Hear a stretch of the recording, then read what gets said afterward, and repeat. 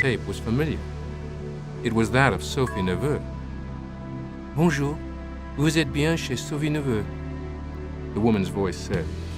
"Je suis absent pour le moment, mais..." Confused, Langdon turned back toward Sophie. "I'm sorry, Miss Neveu. I think you may have given me..." "No, that's the right number," Sophie interjected quickly, as if anticipating Langdon's confusion. "The embassy has an automated message system. You have to dial an access code to pick up your messages." Langdon stared. "But it's the 3-digit code on the paper I gave you." Langdon opened his mouth to explain the bizarre error, but Sophie flashed him a silencing glare that lasted only an instant. Her green eyes sent a crystal-clear message. "Don't ask questions, just do it." Bewildered, Langdon punched in the extension on the slip of paper, 454.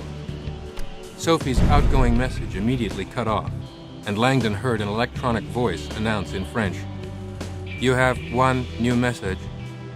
Apparently, 454 was Sophie's remote access code for picking up her messages while away from home. "I'm picking up this woman's messages?" Langdon could hear the tape rewinding now. Finally it stopped, and the machine engaged. Langdon listened as the message began to play. Again, the voice on the line was Sophie. "Mr. Langdon," the message began in a fearful whisper, "do not react to this message. Just listen calmly. You are in danger right now. Follow my directions very closely." Chapter 10. Silas sat behind the wheel of the black Audi the teacher had arranged for him and gazed out at the great cathedral of Saint-Sulpice. Lit from beneath by banks of floodlights, the church's 2 segmented bell towers rose like stalwart sentinels above the building's long body. On either flank, a shadowy row of sleek buttresses jutted out like the ribs of a beautiful beast. "The heathens used a house of God to conceal their keystone." Again, the Brotherhood had confirmed their legendary reputation for illusion and deceit. Silas was looking forward to finding the keystone and giving it to the teacher, so they could recover what the Brotherhood had long ago stolen from the faithful. How powerful that will make Opus Dei. Parking the Audi on the deserted Place de Sulpice, Silas exhaled, telling himself to clear his mind for the task at hand. His broad back still ached from the corporal mortification he had endured earlier today.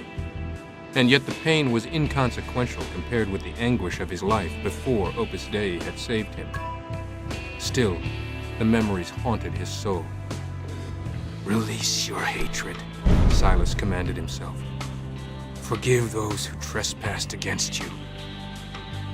Looking up at the stone towers of Saint-Sulpice, Silas fought that familiar undertow, that force that often dragged his mind back in time, locking him once again in the prison that had been his world as a young man. The memories of purgatory came as they always did, like a tempest to his senses. The reek of rotting cabbage, the stench of death, human urine and feces, the cries of hopelessness against the howling wind of the Pyrenees, and the soft sobs of forgotten men. Andorra, he thought, feeling his muscles tighten. Incredibly, it was in that barren and forsaken suzerain between Spain and France, shivering in his stone cell, wanting only to die, that Silas had been saved. He had not realized it at the time. The light came long after the thunder. His name was not Silas then, although he didn't recall the name his parents had given him. He had left home when he was 7. His drunken father, a burly dock worker, enraged by the arrival of an albino son, beat his mother regularly, blaming her for the boy's embarrassing condition. When the boy tried to defend her, he too was badly beaten. One night there was a horrific fight, and his mother never got up. The boy stood over his lifeless mother and felt an unbearable upwelling of guilt for permitting it to happen. "This is my fault." As if some kind of demon were controlling his body, the boy walked to the kitchen and grasped a butcher knife. Hypnotically, He moved to the bedroom where his father lay on the bed in a drunken stupor. Without a word, the boy stabbed him in the back. His father cried out in pain and tried to roll, but his son stabbed him again, over and over, until the apartment fell quiet. The boy fled home but found the streets of Marseille equally unfriendly.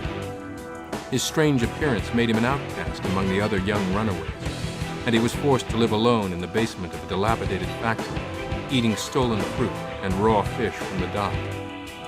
His only companions were tattered magazines he found in the trash, and he taught himself to read them. Over time, he grew strong. When he was 12, another runaway, a girl twice his age, mocked him on the street and attempted to steal his food. The girl found herself pummeled to within inches of her life. When the authorities pulled the boy off her, they gave him an ultimatum: leave Marseille or go to juvenile prison. The boy moved down the coast to Toulon. Over time, the looks of pity on the street turned to looks of fear. The boy had grown to a powerful young man.